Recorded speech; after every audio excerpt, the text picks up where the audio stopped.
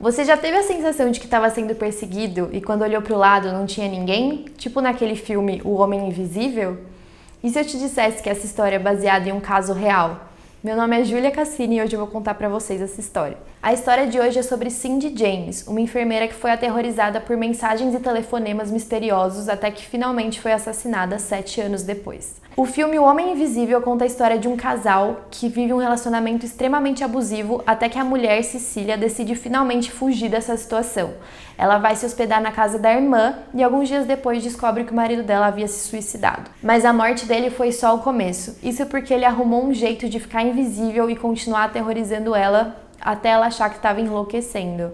Esse filme é muito parecido com o caso da Cindy, obviamente que não a parte de ficar invisível, mas quase isso. Cindy James era uma enfermeira que morava no Canadá e ela era casada com um médico psiquiatra até eles se separarem em 1982. Ele nunca aceitou muito bem a separação, porque ele dizia que amava ela imensamente. 4 meses depois da separação, a Cindy começou a receber vários telefonemas e mensagens dizendo que ela deveria se matar. Nos próprios telefonemas haviam mensagens do tipo "Cindy se matará em breve".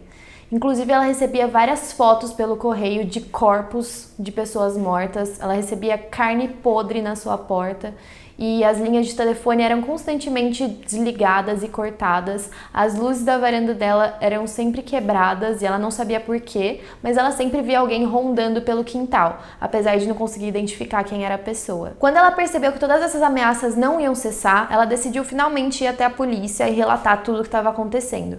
Mas pela falta de provas, a polícia não acreditou muito nela. Então eles sugeriram que ela instalasse câmeras de segurança na casa, e foi o que ela fez. Mas os ataques não pararam por aí, inclusive só pioraram. Agora vários móveis da casa dela estavam sendo quebrados misteriosamente e ela já pegava vários pequenos incêndios dentro da casa dela que ela precisava apagar e que começavam misteriosamente. Não demorou muito tempo então para os ataques físicos começarem. Um dia, uma das melhores amigas da Cindy foi visitar ela na casa dela e não encontrou ela por lá. Chamou por diversas vezes e ela não respondia.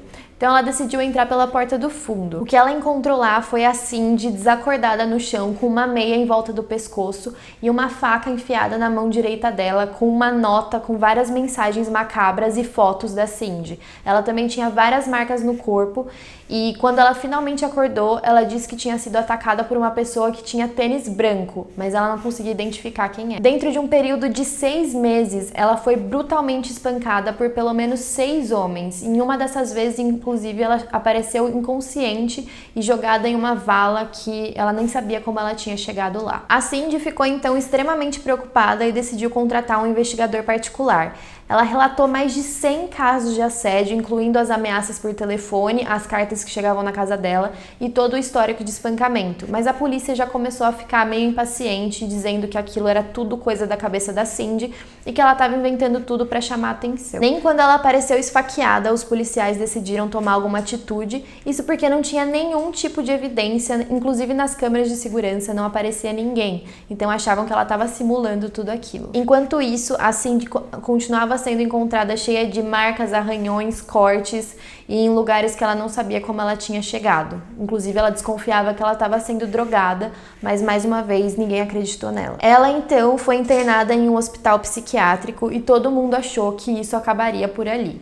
Mas 6 anos depois, ela foi encontrada novamente, agora em 1989, e dessa vez morta. Ela estava com as 2 mãos amarradas nas costas depois de ter sido esfaqueada várias vezes nas costas e estrangulada. Além disso, depois de alguns exames de sangue, descobriram que ela também tinha sido drogada. Mesmo tendo visto toda essa situação da morte, os policiais canadenses insistiam em provar que ela tinha se suicidado. Até hoje não existe nenhum registro do seu perseguidor em câmeras de segurança e muito menos testemunhas. Por isso dizem que ele poderia ser como o homem invisível ou talvez ter feito o crime perfeito. Por todos esses mistérios, os policiais classificaram a morte dela como um evento desconhecido e inclusive as pessoas que ficavam vigiando a casa dela em segredo nunca encontraram nada. A única coisa que podemos concluir é que se ela agiu sozinha, no mínimo tinha que ter alguma pessoa para ajudar tudo aquilo. E você, gostou dessa história? Comenta aqui o que você acha e não esquece de se inscrever no canal.